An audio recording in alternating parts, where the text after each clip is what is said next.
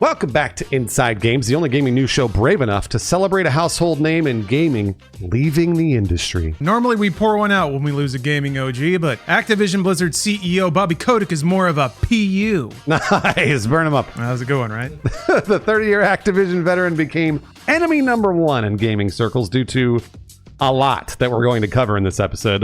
When Microsoft announced their Activision Blizzard acquisition back in early 2022, many hoped that it'd be the end of a run that resulted in multiple sexual discrimination lawsuits. Now that the acquisition is finally going through, turns out the answer is yes. Now World of Warcraft and Call of Duty will be good again, right? Yes, of course. And sexual harassment is done. We've beat it. Knocked it out. We got him, everybody. Hey, it's obviously not that simple. We're just joking around. In addition to covering the news about the merger and Kotick's departure, we're also going to take a look at Kotick's career and speculate about the future of Activision Blizzard. Yes, the gears of change are a-spinning. Lots to cover here, so we'll start with hopefully our last acquisition update right after we hear from today's sponsor, Dungeon Hunter 6. Inside Games is sponsored by Dungeon Hunter 6. Dungeon Hunter 6 is a free-to-play mobile action RPG with a unique hero collector feature and an awesome fantasy style. The gameplay is fast-paced hack and slash with various builds and skills to utilize as you fight giant bosses. And it's free to play, so download it now using the link in our description or scan the QR code on your screen if you're watching on a PC. Now, of course, in Dungeon Hunter 6, you can kill bosses, but for every boss you want to defeat, the game has a unique mechanism by which you can not only loot, ride, and fly them, but summon those bosses, up to 3 of them onto the battlefield to become members of your squad. There are over 100 uniquely designed bosses to conquer and explore, and new classes and units updated monthly, so the fun of utilizing them in battle is endless. So if you want to give Dungeon Hunter 6 a try, download the game right now for free on both Android and iOS. Use our link in the description or scan the QR code if you're watching on a PC. You get a special starter pack worth $50 if you use our link. It gives you 10 summoning scrolls, 1 SSR lieutenant, the demonic wolf, and 1 accessory pack. You can also use your game account to enter the launch Lucky Spin event for free to win great prizes like iPhone 15 Pro Max, PS5, Apple Watch, and more, starting October 15th. Check out our description for details, and enjoy Dungeon Hunter 6. Thanks for the support, Dungeon Hunter 6. Now, the moment everyone's been waiting for, the last time we hear about the back and forth Activision Blizzard deal. Microsoft has finally fully acquired Activision Blizzard, capping off a seemingly eternal saga in which Microsoft battled regulators around the world for the right to own Candy Crush and some other games. Xbox boss Phil Spencer triumphantly made the announcement in a blog post welcoming the legendary teams to Xbox. Oh, there's a whole smarmy YouTube video too. Yeah, it's really smarmy. Yeah, it's really building up to something. Phil Spencer also made sure to note that players on other platforms, PC, PlayStation, and Nintendo, quote, are welcome here. That's a nod to concessions that Microsoft had to make over this whole process to keep big franchises like Call of Duty on competing platforms in order to get regulatory approval. But with any acquisition comes change, and we're already starting to see the impact of this mega merger. Like we said before, Bobby Kotick, the long-running CEO of Activision and one of the most controversial figures in gaming, to put it mildly, is leaving. Kotick, who led Activision for more than 30 years and led its merger with Blizzard, will be stepping down at the beginning of next year. Jason Schreier at Bloomberg reported that Kotick will step down on January 1st of 2024. And you know who's really happy about that? People who work for Bobby Kotick. It's been a couple of rough years, yeah. Schreier talked to several employees who are, quote, very excited for this deal to go through because of the leadership change. I think it's assumed that Kotick will probably take some of the other C-suite with him. So hopefully, the new boss isn't quite the same as the old boss. Very happy for those employees over there. Kotick became extremely disliked in many circles in 2021 after a lawsuit from the state of California that alleged a frat boy culture at Activision Blizzard where sexual harassment and pay disparity were rampant.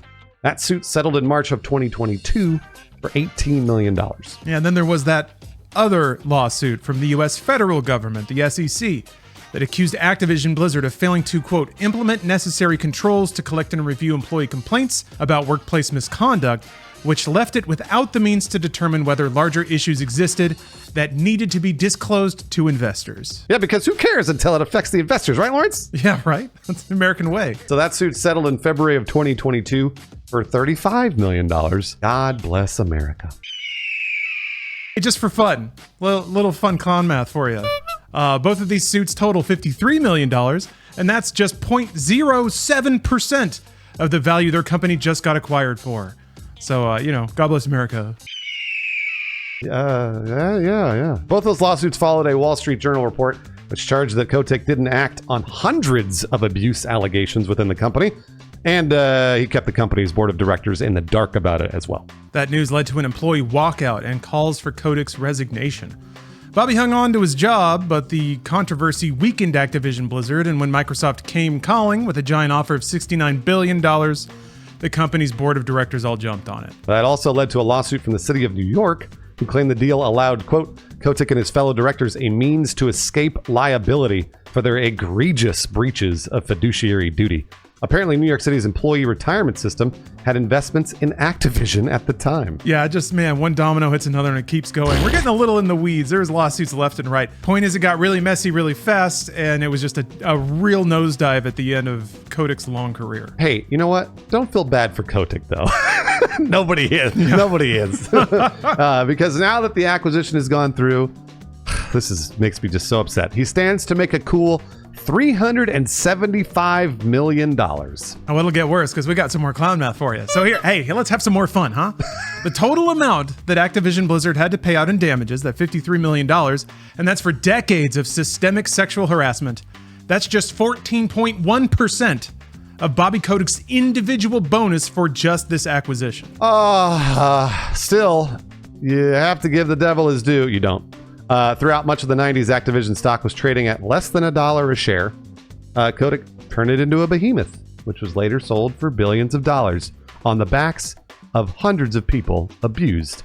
And also, so many employees were not paid correctly. It's capitalism, baby. Hey, and speaking of, if you look at this whole thing like a total sociopath, Kotick also managed to dodge both state and federal lawsuits, which settled for laughably small amounts of money. And he managed to get acquired while those lawsuits were going on. I guess that's impressive, even if Kotick's tactics leave a lot to be desired. And that's to say the very least here. Yeah, unfortunately, humanity doesn't really enter into the Business Hall of Fame. So that sucks. But now everybody's wondering what's going to happen now that Phil Spencer and Microsoft have another Infinity Stone. Now that Kotick's out, we all get Call of Duty for free, right? You bet. Oh, wait, no. Kotick's got one parting shot for you, other than the $375 million he took. You'll still have to buy Modern Warfare 3.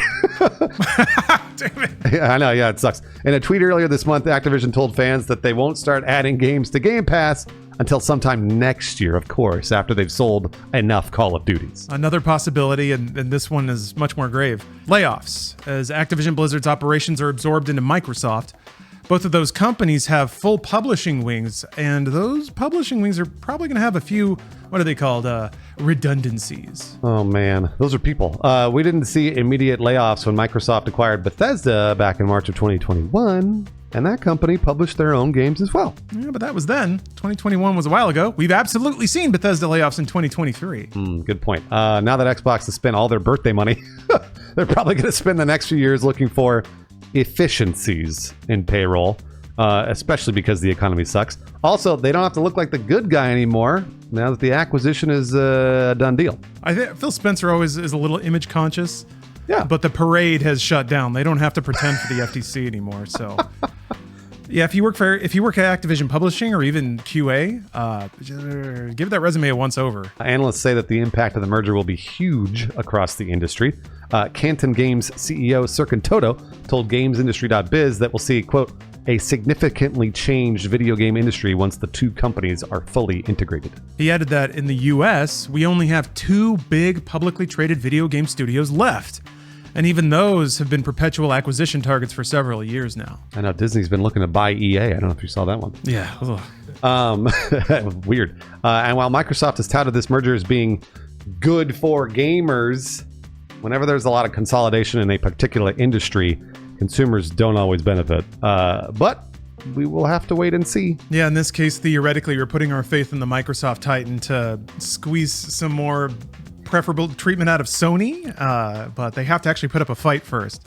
So we're still waiting on that one. IDG Consulting's VP of Consulting, Emily Avera, compared the merger to another big mashup, Marvel, Pixar, and Lucasfilm under Disney, in terms of cultural footprint. Quote, Phil Spencer's vision has consistently been about transforming Xbox from a console-centric brand to a content-first platform, emphasizing player engagement over console sales, she said. But it is time to hear from the real analysts, Lawrence. That's you and I.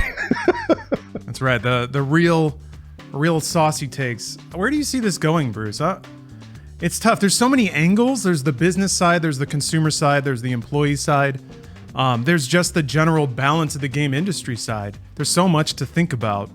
How do you think this is going to turn out? What do you think the biggest impact is going to be? So for employees, I do think it's really good that Kotick's leaving, obviously, because he's damaged goods and has been for years and years. So I'm very glad he's going to be leaving because I think I don't want him in this industry anymore. I would like to not see him.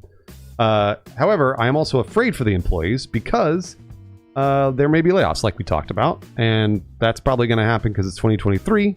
If this were 2025, we might be able to avoid that, but unfortunately, that's not going to happen. So I do feel bad for people over there. For gamers, I know it's crazy, but I still sort of trust Phil Spencer. I do trust that he's trying to do the right thing by us and also make money, because I know he runs a company, obviously. So I think Phil Spencer, in the position he's in now, is not going to completely screw us. He will raise the price of Game Pass, or he's going to tear it out like PS Plus. But for the time being, I trust Phil, and I think Phil's going to try and do some good stuff.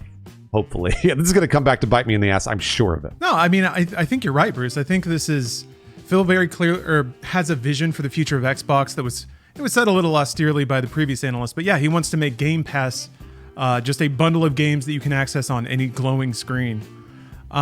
This means that he's got the best possible shot at making that happen.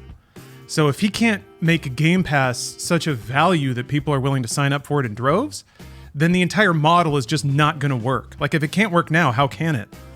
So I like that. I like that he's got his shot, and that that is what is the competition to Sony's more higher-priced boutique kind of outlet. I'm glad that we have both.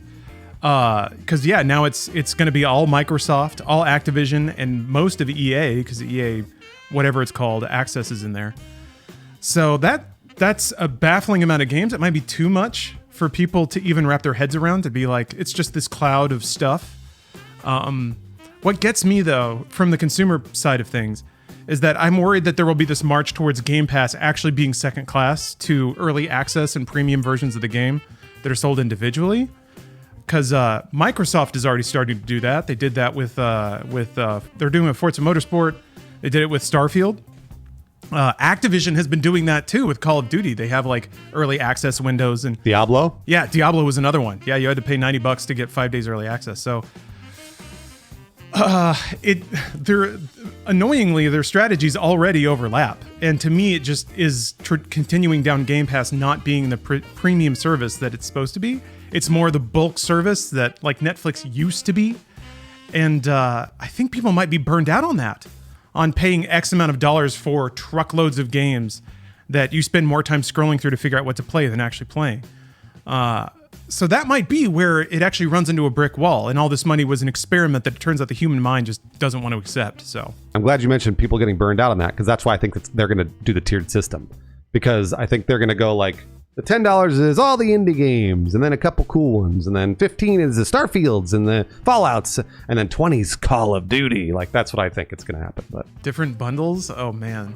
The gamer premium bundle? I think so.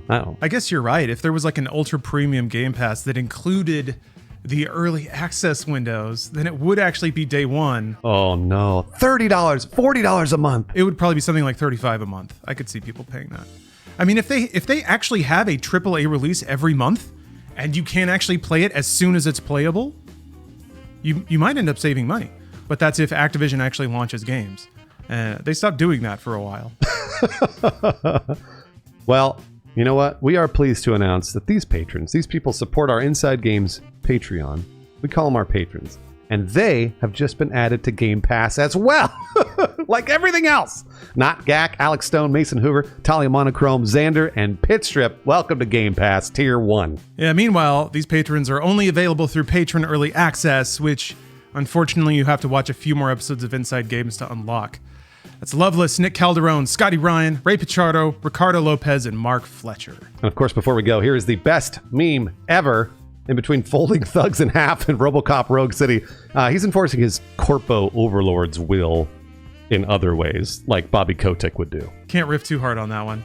Our hearts truly go out to anyone that's fucking getting laid off. Hopefully, if RoboCop busts through the wall to give you your papers, that would make it a little bit cooler. I was going to say, I know we made jokes about Kotick, but just to be very, very clear, I'm very glad he's gone, and I hope that his stink will be out of the building quickly, because I don't want anybody to feel, like garbage and that we're joking about their situation over at Activision. So.